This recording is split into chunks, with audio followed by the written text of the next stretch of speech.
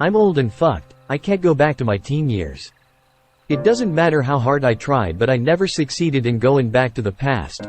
I done wanna get into physics and discover if there's just one timeline or there are multiple infinite alternative timelines. I just fucking know I can't go back. If I could go back, I'd keep each and every tip for myself. I'd be an athlete of teen years. I'd be the teenage champion, beating each one of you before you even get to grow a beard or use a tampon. But I cannot, so the best I can do to fix this huge empty dark hole devouring myself from the inside is just to lend you everything I learned. Hopefully this will help some of you and hurt nobody. If you can't fix yourself, fix the others, is the kind of path that a clinician should never take, but it's also the path that 100% of clinicians took. We just studied to defend ourselves in any discussion trying to point that out, including the internal discussion we have when we try to sleep every day. And since we studied, if you try to point that out we will spit loads of bullshit on you and win the debate. Forget us, we're lost. Since I'm a psychotherapist no more, I can say the fuck I want. I can admit it. I can admit I couldn't fix myself back then, and the biggest reason, not the only one, why I couldn't do it is that there is no time machine and psychotherapy is not a panacea healing everyone everywhere every time. You did a mistake, you missed a chance, that will stay there and torture you for the rest of your life. Psychotherapy can end the torture. And that's surely beneficial. But it will not fix the mistake or get you back the chance you missed.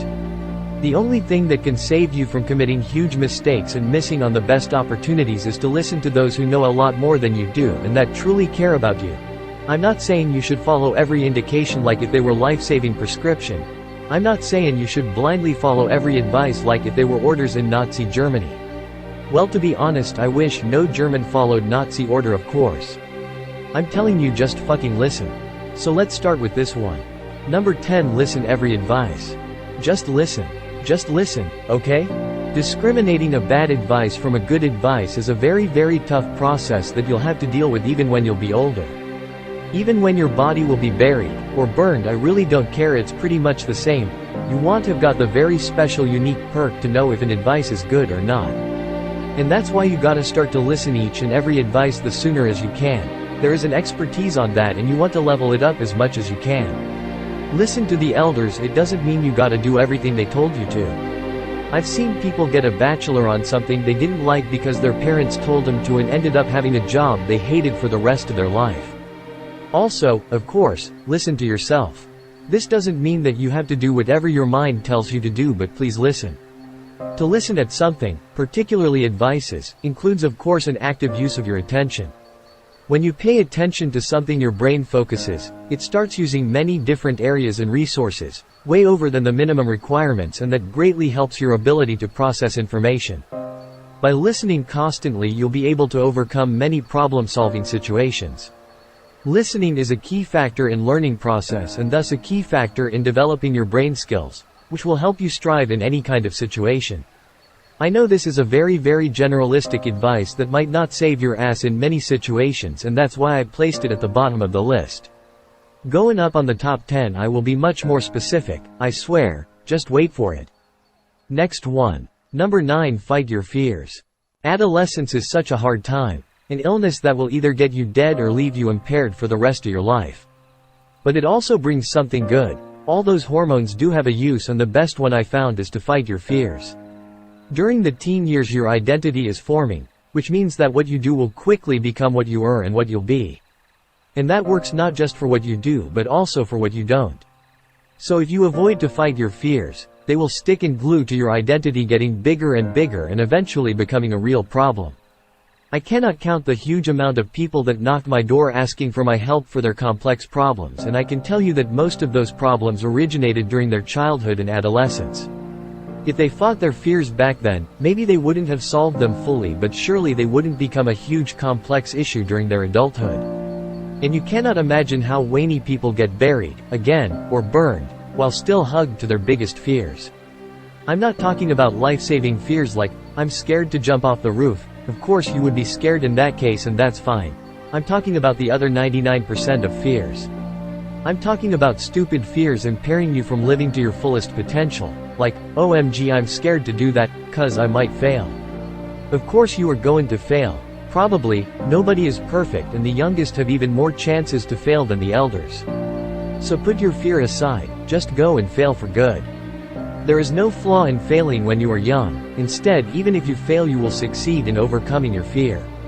And God knows how good that feeling is. Do you know what's the best part in riding a roller coaster? It's just after you went off it. The exact moment when you tell yourself, I did it. I was scared as fuck, but I did it. That's when your adrenaline sets off and your dopamine goes for the fullest. And the best roller coaster ride you'll ever take is the first one, right when you were scared the most. I remember having a girlfriend I really cared and saving my money to take her to the sea in summer. When we got there, and with there I mean really at the beach, she told me she didn't know how to swim because she had a fear for the water since she was a child. And it was kinda a one-shot, so there was no time for me to teach her how to swim or how to overcome her fear of swimming, which was quite well eradicated into her identity by then. We could have went somewhere else if she told me that sooner, but guess what? She was scared to tell me she had a fear for water. Again, fight off your fear. We spent those days on the beach, watching a sea we couldn't swim in. Fear is a feeling that will rarely help you, so approach your fears and fight them off day by day. You'll overcome them in no time. I promise you. Number 8. Be social. Social skills are transversal skills, which means that they are not confined to one field, but you can spend them in most if not every field. And social skills do not come off spending time alone in your room reading books about how to socialize. They do not come off hiding in your shell labeling yourself as shy, or sorry I have a social anxiety syndrome. They develop through social situations and by being positive and social. You have to care about the others, so first start caring about yourself. Do not look for a diagnosis that will justify your lack of will. Instead, try pushing yourself beyond your limits and embarrassment. Therapists will spend years gaining trust before they can tell you exactly this, and particularly most of them will wait for you to develop this same conclusion on your own. But I'm a clinician therapist no more, so I can tell you straight it right off the bat. Be social. Be yourself just doesn't mean anything, especially when you're dealing with issues that some clinicians might love to label as pathology. I don't. I tell you that the more you feel that being social is an issue for you, the more you need to be social. It's just like number 9, if you feel a fear in socializing, fight your fears and be social. To increase social interactions is one of the goals in healing autism, and autism kinda beats any kind of shyness on a social avoiding syndrome spectrum. Be social doesn't mean you have to spend all your day on social media. It's been quite a while since people discovered Facebook is connecting people to the advertisements. Instead, being social might include to limit your use of social media for a while. With being social, I intend you to be in situations where social interactions happen. It might include to spend a few more minutes at your dining table listening to your parents or whoever you're spending dinner with. To be social means to not avoid confrontation, debates, discussion. You don't have to actively take part into those, especially if you feel you don't have anything to say about that particular argument. Just being there and listening might be quite enough. To be social, in fact, revolves around listening and asking way more than speaking and answering. To be social also means that sometimes you want to be part of a conversation with somebody or some group you don't agree with, just to be there and see how a completely different social interaction occurs and discover new points of view.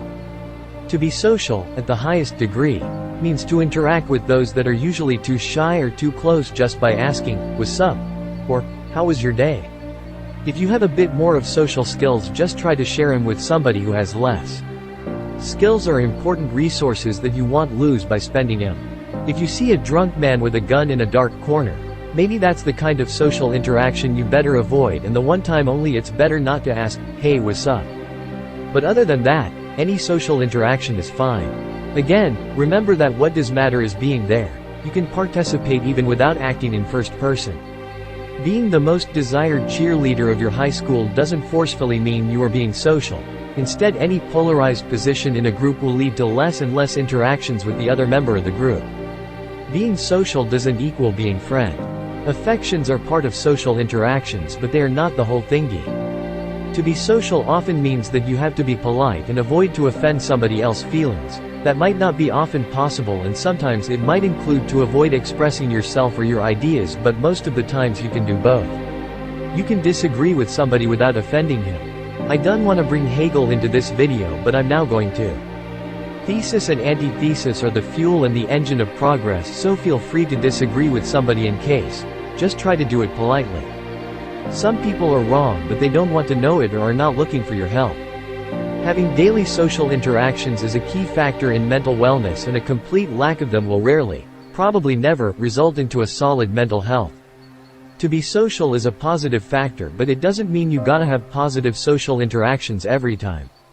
Just try to learn something off every social interaction if you can. Just knowing that there are different points of views in any matter is enough to prevent you from being a close-minded.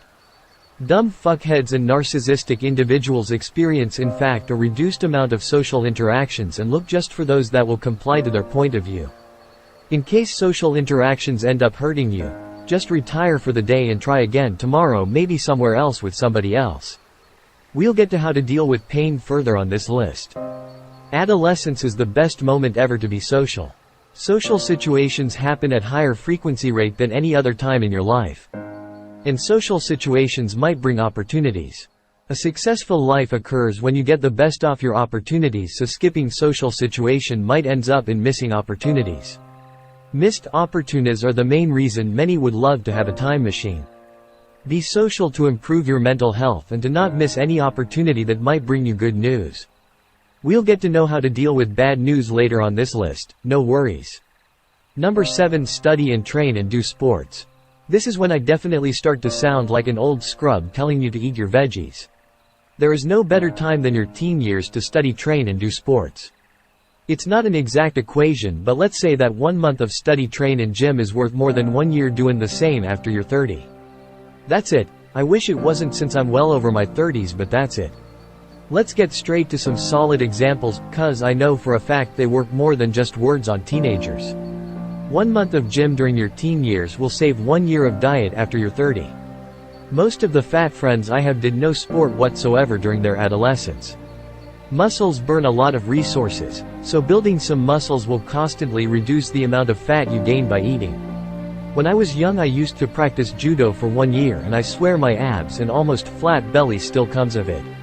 And I'm Italian, so I do consume a lot of carbs. I eat pasta twice a day, and when I don't it's because I'm eating pizza. And I'm not fat, instead I'd say it's quite hard for me to get fat. And I know for a fact that's because I did sports until I almost hit my 20s. My fat friend did no sport, but he had to do gym to reduce his fat when he became adult, and God knows how hard it is to do gym when you're fat. It's not body shaming, it's just unhealthy advice. Speaking of which, he started to have serious back pain before he was 25. I can't say it works in the same way for everyone. You know, metabolism varies a lot from an individual to another, but I can say it works in some way for everyone. So invest in your body, especially if you're young. The same goes for study and train. Those who quit studying during their teenage will rarely get back to it. I'm not here repeating what you probably already heard. I'm pretty much sure everybody knows that studying will help you get a better job and thus have a better quality of life during your adulthood. I'm here to tell you that it doesn't stop there, there's more. If you never studied or read a book, you will have a hard time fitting in a conversation. You will be much less interesting for the others. I'm not saying that, in the opposite situation, if you never studied you'll never be interesting for someone. I'm just telling you that you can truly develop some mental abilities and skill that you will be able to spend in every situation. Do not answer me with bullshit like, I'm not good at studying, because that's just exactly why you should study. And study a lot. If you don't like school, just remember that studying is not confined to school. Study whatever you want. I'm talking now to the gamers out there. I know there are many.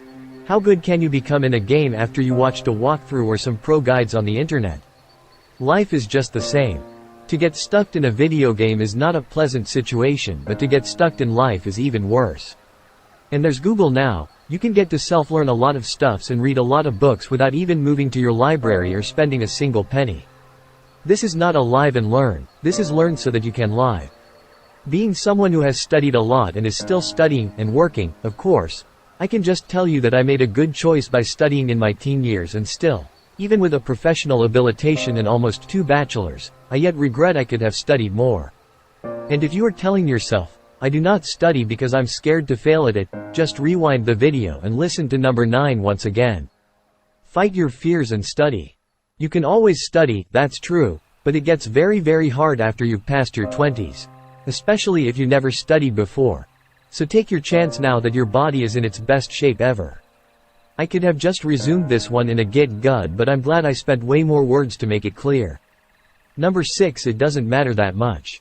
Let's be honest, teenagers rarely have a huge load of responsibility on them, and their actions will rarely have a dramatic impact on the others. There are a lot of people on this planet, and most of them have passed through adolescence. It's debatable, but there's a chance that also animals had some sort of adolescence as well. So what about your adolescence? It doesn't matter that much. Your body and mind, that hurricane of hormones you're passing through, the need, a beneficial need I would say, of conflict, the constant feeling of crisis you are passing through, that wrong idea in your mind that everything has to happen right here right now, all of this. It just doesn't matter that much. When your dad cancels your save states on the PlayStation, when your mom forbids you from going to a party, in those cases. It just doesn't matter that much. I'm not saying that it doesn't matter at all, nor I'm saying that everything happening during adolescence is worthless. I'm saying, it doesn't matter that much. I'm saying you have your whole life ahead of you to fix it. Shit happens, try to learn off it and defend yourself. If your supposed friends start bullying you, it doesn't matter that much. It's not a valid reason to bring your Glock in class and start a school shooting. If your beloved one cheats on you, you will feel betrayed and in such a desperate state that your appetite and sleep might go off for a few days. But it doesn't matter that much.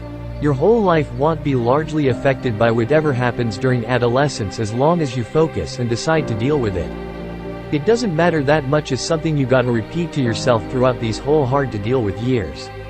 It includes stuffs like do not care too much about what the others think about you. I cannot count how many times during adolescence I refrained myself from doing something I wanted to do because I was caring too much about what the others were thinking, ending up missing huge opportunities. If you care too much you might end up regretting it as an adult, so if you can start repeating yourself, it doesn't matter that much. Repeat it as a mantra. This works both for good and bad situations. You might feel excited to see your stupid video hit 1 million of views on TikTok, Instagram or YouTube, but guess what, it doesn't matter that much. I'm not suggesting you to spend your days as a nihilistic being that has no interest in whatsoever happens. I'm suggesting you to keep in mind that you have your whole life ahead to fix and solve whatever happens. Your life just started. Keep calm and breathe. There are of course serious situations that should care a lot about, but the ability to know when to give a F and when not is something that you'll eventually develop in your adulthood. It's hard to tell which one is which when your heartbeat races like a hummingbird on speed. Whatever happens, just wait and breathe calmly. Always try to take some time, days or weeks, before to take a decision and repeat to yourself. It doesn't matter that much, and when you're finally ready just ask to yourself, should I care about it? And the answer will be clear. Most likely you won't change the world during your teen years. Instead, caring too much for stupid stuffs might conclude with you doing some really dumb action that might ruin your whole life. I've seen too many. Well, this already took me quite too much time, so I will upload the top 5 in the next video. But you can start practicing with the bottom 5 already, and feel free to comment with your results. If you are already an adult, well, it's never too late to practice, but you can also post with your experience that might eventually help the others. Again, I hope this will help some of you and hurt nobody.